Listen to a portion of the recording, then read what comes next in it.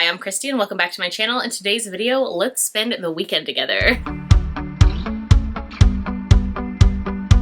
Alright, so I had originally planned for this to be a weekend vlog, and it still kind of is, mostly just with B-roll though, because I'm the worst at checking in and actually talking during my vlog clips. So yeah, it's kind of like more of a casual hang out with me on the weekend. Let's see, what did I do? I went and shopped for some last minute like fall decorations.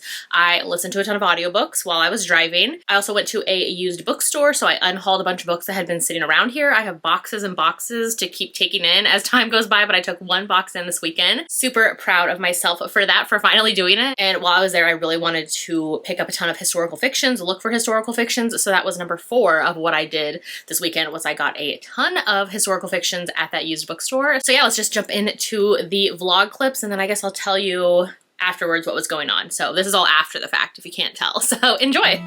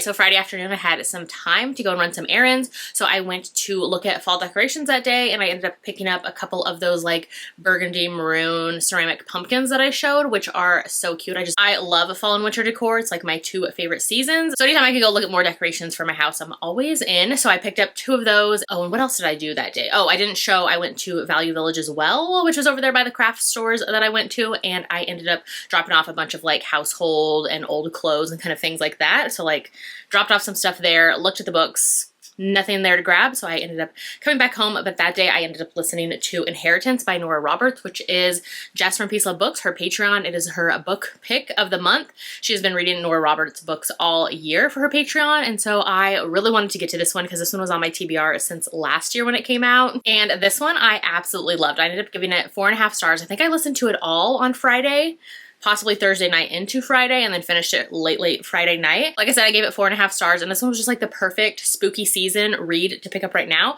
Also the perfect time because book 2, The Mirror, is coming out in November, and so that is why I was told to wait on this book. I know my friend Monica from Pardon This Book Addict, she loves Nora Roberts books and has read a ton of them, including Inheritance she read last year, and she said it ended on a cliffhanger and that book 2 is coming out this year. So when she had said that, I was like, that's fine, I will wait until book 2 is closer to coming out. So it just worked out that the Patreon picked this month, plus like I said, book 2 comes out next month. It was the perfect time to pick it up, and my Libby hold came in, so that is always a plus. And this one, I really didn't know what to expect. I knew it was kind of like paranormally, but it was just so fun, so atmospheric, perfect for the season. So basically in here, it is paranormal. There's a haunted house, there are ghosts, there is a witch that put a curse in on these brides who have all lost their lives on their wedding days.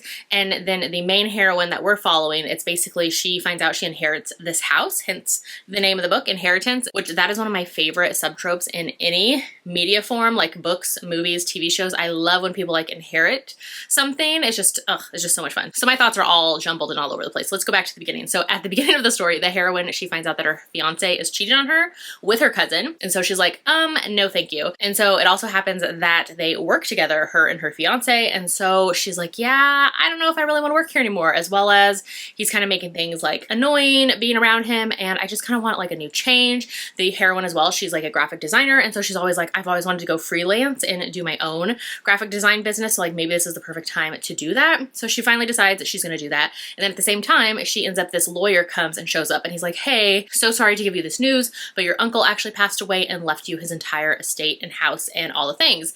And she's like, let's pause right there because I don't have an uncle. Like my father was adopted. He's an only child, things like that. And so she ends up finding out that her father actually had a twin brother who is said uncle who has passed away.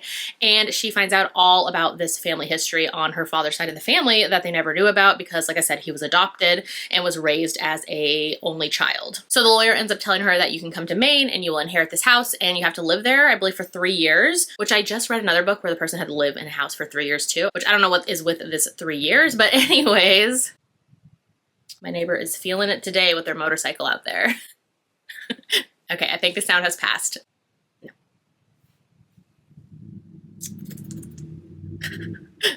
Love it.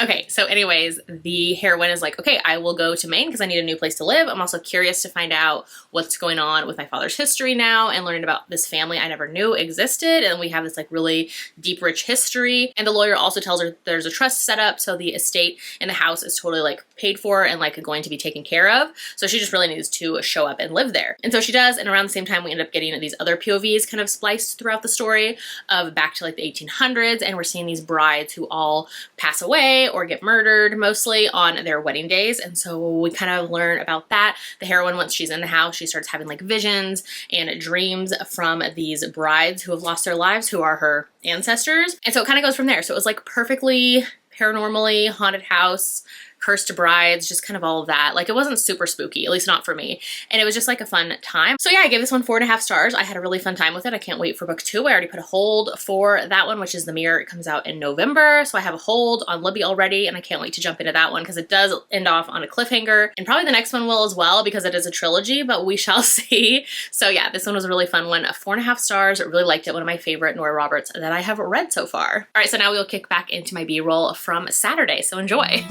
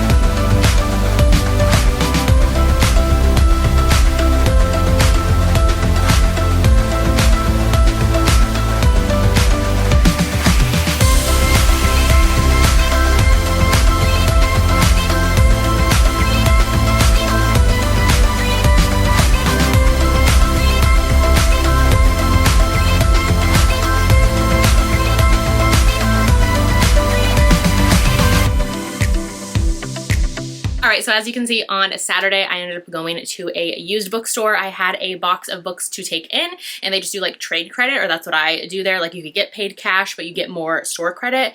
And I honestly just do that. So it's books that I've sent from publishers, maybe books I didn't love, books I've been holding on to, just books around our house that we don't need anymore. So I always take them in there, trade them in, get store credit, and then I can get books that I want. So that's what I do with books that I unhaul. Like I said, I have even more boxes around here of books as well that I need to take in, but you can only take in like so many bins of books a day there. So that's a thing. And it's also an hour away from my house. So that is also a thing that I don't go there a ton unless I'm like running errands in town, which I just wanted a day to myself. So I got some iced coffee, drove there, listened to an audiobook. So I was listening to 2 different Chanel Clinton books, which I've been obsessed with her historical fictions lately. I've binged her entire series now and just have had the best time with her books. I honestly want to just read everything that she writes. So I did do 2 of the audios while I was driving. So like I said, my mission was to find historical fiction books, and I found so many. It was such a good haul. Oh, I also went to Value Village as well, like a thrift store, and I love looking at their books there because you never know what you're going to find. And I found a ton of gems in there. And so I did find, I think, a book or 2, maybe just 1 that I got as well, which is another historical fiction. So it was just a very historical fiction day. So I will get into my haul. All right, so I wasn't kidding about having a great time and loving Chanel Clinton's historical fictions, and they had 4 of the books out of the 5 in the series. So I am very excited, which I actually did end up purchasing book 3 because it's my favorite in the series. So I did end up buying that one on Amazon, so it should be here this week just because I loved that one so much. So I'm totally fine with grabbing it brand new, and it was actually on sale too, so that was a great thing. So anyways, here are the Chanel Clinton books that I got. So this entire series, we're following the Perez family, and so I read the series in order. And so the first book was Next Year in Havana. This one I gave 4.5 stars to, and I absolutely loved it so much. I did review it in my September wrap-up as well as my historical fiction readathon wrap-up as well, because I read it for the readathon and wanted to totally throw out the rest of my TBR to then go on a binge of the series, which I didn't. I totally waited, but I have binged the series since. So yeah, Next Year in Havana, this one's dual timeline, which most of the books in the series are dual timeline. So in this one we follow Marisol, and she is in Miami. It's like 2016, I want to say, which is present day for when the book was written, and her beloved grandmother has passed away who raised her. So she's going back to Cuba to learn about Cuba and see Havana and all the beautiful places that her grandmother always told her about before her family was exiled in the 1950s. And so we see Marisol going there, which she is a travel writer, and so she has like the ability to go there because she's going to be writing a story as well about kind of like travel, leisure, food, fashion, kind of all of those things. And so she goes there. It's her story there. She kind of learns some family secrets, has a little romance of her own, and then we flash back to 1958 and we follow her grandmother's story and her family getting kicked out of Cuba and being exiled to the US because of all of the like political unrest going on there. And it was just so good because the grandmother's life also has some secrets and things that you learn along the way. So yeah, really love this one. The second book is When We Left Cuba. This one I also gave 4.5 stars to. I really enjoyed this one as well. And so in this one we follow one of the other Perez sisters. And this one, I will say, I'm not usually a fan of spy espionage stories, but this one really worked for me and I absolutely loved it. Like all these books are very fast paced and I love the history and the political and kind of the societal issues that are explored in all of them. So in this one we follow Beatrice, and she's actually a spy. She's working for the CIA because she wants to get revenge against Castro and Cuba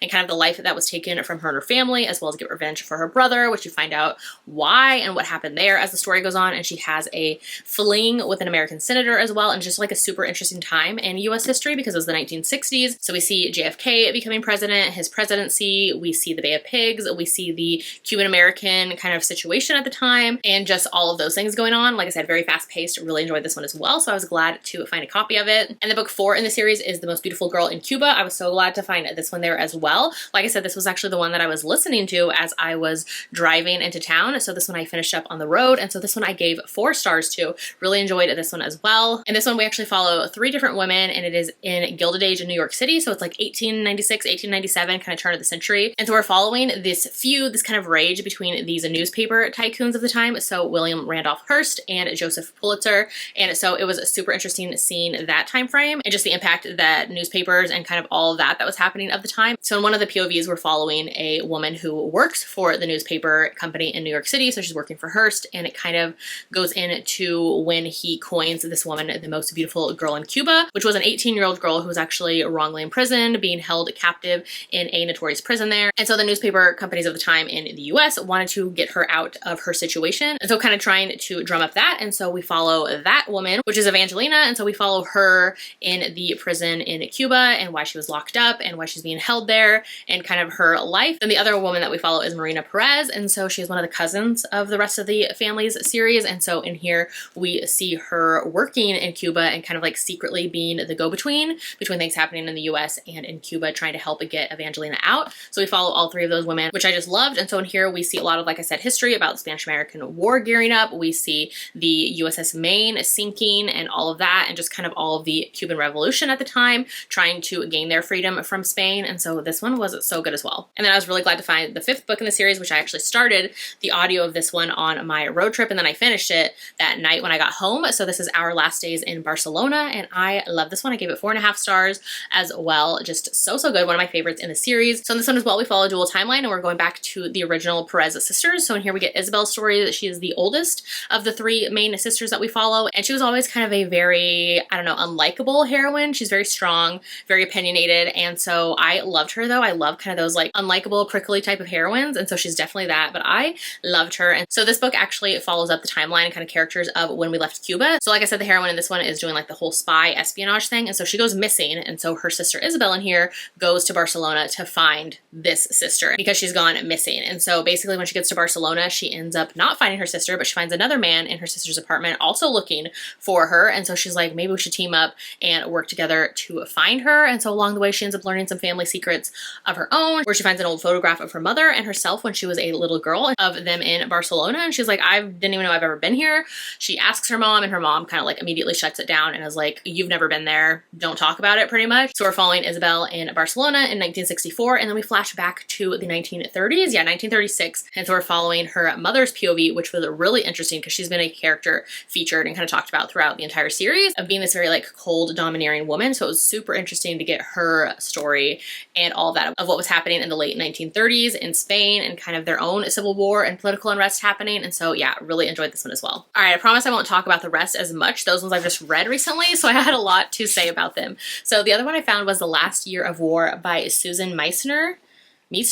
So this one, like I said, I was there to look for historical fictions, and so I saw this one out on their kind of like cart of new ones they got in to go put on the shelves, and so I decided to check it out. I also read about it on Goodreads because I wanted to know if it was like worth picking up or not, and so it seemed pretty good. So this one sounds really good. So it's actually World War II in 1943, but we're in America. So in here we are following a German-American teenager whose life changes forever when her immigrant family is sent to an internment camp during World War II. So let's see, it says that in 1943, Elise is just a typical American teenager from Iowa, aware of the war but distanced from its reach. Then her father, a legal US resident for nearly 2 decades, is suddenly arrested on suspicion of being a Nazi sympathizer. And so her family is sent to an internment camp in Texas, which along the way she ends up meeting another young girl, a Japanese American teen from Los Angeles, whose family was also put in an internment camp. And so this one I wanted to pick it up because the reviews were actually pretty good, as well as my own grandmother was a Japanese American living in the US during World War II, and she was actually put into an internment camp with her family. And so I have always kind of like looked for books like that or picked them up just to kind of like connect and know more about that time frame, because obviously after things in World War II, which the character in this one is German American, where my grandmother was Japanese American, and so, you know, after Pearl Harbor and World War II events in general, America was definitely suspicious. It was a weird, hard time, and they threw people in internment camps, like my grandmother and her family as well. And so she was also a teenager at the time. So yeah, so I wanted to check this one out kind of just because of that going on. So let me know if you've read this one or this author. All right, and then next I picked up The Alice Network by Kate Quinn. So I've read 2 Kate Quinn historical fictions recently, and I wanted to pick up this one as well. And so I've heard good things about this one. I don't know anything about it. I think it's World War II. I think that's all this author writes. Oh no, this one is actually dual timeline with World War I as well as World War II. So very interesting. I don't want to know too much more, and I'll probably just go into this one. I think this one's made into a movie as well, possibly. I'm excited to check out another Kate Quinn because I've heard good things about this one and I enjoy this author's writing. All right, and then I also picked up The Flight Girls by Noelle Salazar. So I know that Tori from A Novel Life, which is my historical fiction book club co-host as well as historical fiction readathon co-host, she really loves this author and loved this book. So I wanted to read it anyways, and so I decided to pick it up. And so I know this one is World War II as well, and I believe this one takes place with the women pilots in Hawaii during Pearl Harbor, I want to say. I think that's the synopsis. So yeah, that is this one. So I grabbed it while I saw it there as well. So this is the second Mrs. Astor, and this one sounded really good because it says it's a novel of the Titanic. And so this one had some good reviews as well. And this author, I've seen some of her other books, her newer books, so I wanted to check it out. So this one, it says that it tells the sweeping real-life Titanic love story of Madeline Force, who became the teenage bride of one of the world's richest men. So in here, I think Madeline is 17, I want to say, and she attracts the attention of John Jacob Astor. And so it kind of goes from there because his family is kind of like American royalty, I guess you could say, of the time. And so I am very intrigued. I think they end up spending their honeymoon or coming back from their honeymoon, and they're on the Titanic. So I am very intrigued, and yeah, can't wait to read this one. Let me know if you've read this one. All right, so that was my used bookstore historical fiction book haul. Like I said, I didn't have to pay for any of these because I used trade credit from books I brought in. I had a lot of trade credit already, and so this cost me nothing just to go in and put some books in and get some books out that I wanted / that I've loved. So very excited for that. All right, and then since we're just on a historical fiction kick right now, I did come home to some book mail as well. So let's just show these really quickly as well. So another Noelle Salazar. So this is Angels of the Resistance. I'm very excited to check this one out. I know that Tori read it during the historical fiction readathon and she really enjoyed it. Like I said, I want to read this author's books in general. So this one was like an early Prime Day deal type of thing going on Amazon. So I grabbed it and I'm very excited to check this one out. So this one takes place in the Netherlands in World War II, which I just really love this cover with the windmill in the background with these two girls walking. I actually lived in Europe for 6 years of my life. My father was in the military when I was growing up, and so all of my teenage years I spent in Europe. So I actually went to school in the Netherlands. So I'm very excited to kind of read this one. All right, and then the other book mail I got is The Porcelain Maker by Sarah Freethy. This is Tori and I's historical fiction book of this month of October. So this is our book pick for our Leave It to the Pros book club that we're reading in October. Cannot wait. This is a debut by the author, and I thought the cover was just so pretty. I'm very excited to check this one out. All right, so it starts in Germany, 1929. Oh, and it spans decades. So it goes through horrors of World War II to 21st century America as well, inspired by an actual porcelain factory at Dachau, which is a concentration camp. And like I said, I've lived in Europe, so we actually did visit that concentration camp when I lived over there as well. So I'm interested to check this one out as well. I think it says it's an epic story of love, betrayal, and art. So very intrigued for this one. So definitely let me know if you're going to be joining us for our October live show for this one, which I think is on October 23rd. I'll put the live show date info here as well. So definitely join us where we will chat about this book. All right, so I think that's all I have for you today. I'm just feeling very chatty today, apparently. So hopefully you enjoyed my little weekend used bookstore shopping haul type of situation video. It was just a very heavy historical fiction weekend, which I'm totally here for. So let me know in the comments if you read any of the books that I just talked about. If you're going to read any of them, pick any of them up. If you're joining us for our Leave It to the Pros book club pick, definitely let me know that as well. And if you'd rather leave me an emoji in the comments instead today, let's see, leave me a plane because there are so many airplanes on the backs of all of these historical fiction books, I swear. Yes, because I swear all of these historical fiction books, yeah, have planes on the dang back of them. So yeah, another plane. So leave me a plane emoji in the comments. If you haven't done so yet, make sure to like and subscribe, and I will see you in my next one.